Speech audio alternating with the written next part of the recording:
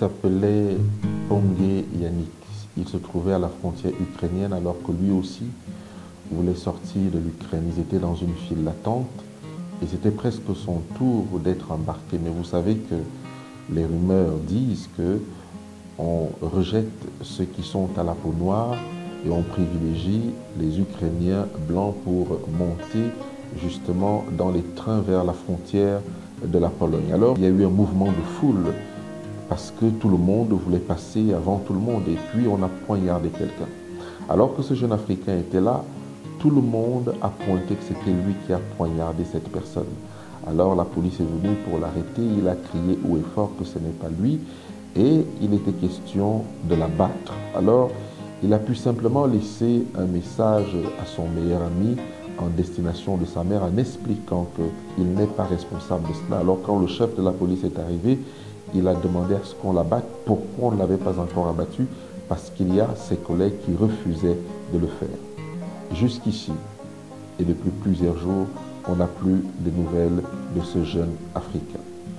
La réalité, c'est que lorsque j'entends les demandes de prière en direction de l'Ukraine, l'Église ne prend pas en compte toute la problématique qui se trouve dans cette frontière.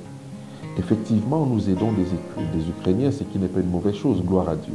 Mais il y a tout un pan de la population qu'on force d'ailleurs à aller se battre parce qu'ils sont africains, justement aux côtés des Ukrainiens, alors qu'on laisse sortir les Ukrainiens blancs. La Bible nous donne un certain nombre de directives. Lorsqu'il y a guerre, comment accueillir les étrangers? Ceux-là aussi, ce sont des êtres humains qui ont besoin d'être pris en charge, protégés aussi.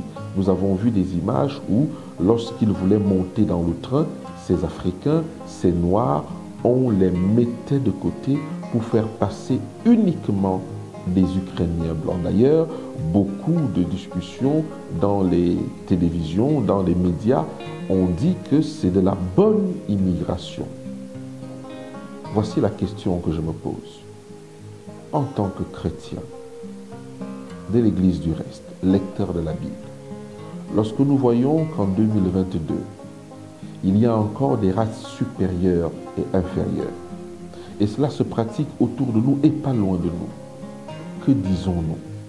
J'entends plein de demandes de prière, ce qui est une bonne chose contre la guerre pour protéger l'Ukraine, bien évidemment. Mais ceux qui souffrent, qui sont dans des situations inextricables, ces Africains, ces Noirs, ne sont-ils pas des hommes eux aussi? N'ont-ils pas droit à la dignité? Finalement, le fait qu'on n'a plus de ces nouvelles, ce garçon a été certainement abattu.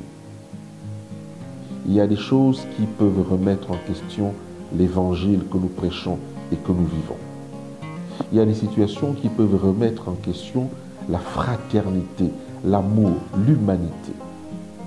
Pourquoi toujours une race, une couleur qui doit payer? Que l'évangile nous empêche de considérer qu'une race est supérieure et l'autre inférieure, et que nous commençons vraiment à avoir un sentiment humaniste réel pour toute personne qui se trouve en difficulté, et que notre volonté chrétienne se démarque de cette façon de faire. Que la paix soit avec vous. À bientôt.